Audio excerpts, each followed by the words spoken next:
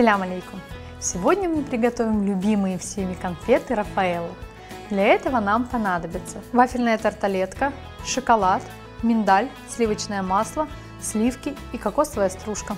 Приготовим начинку. Для этого нужно нагреть сливки. После того, как сливки закипели, убираем их с плиты, добавляем шоколад и сливочное масло и тщательно все вымешиваем.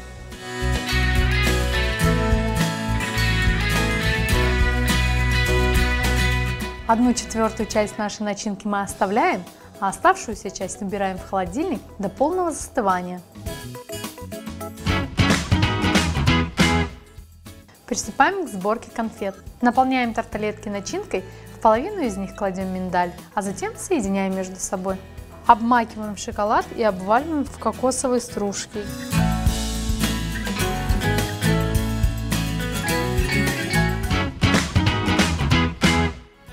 Наши конфеты готовы, аш татлы олсун!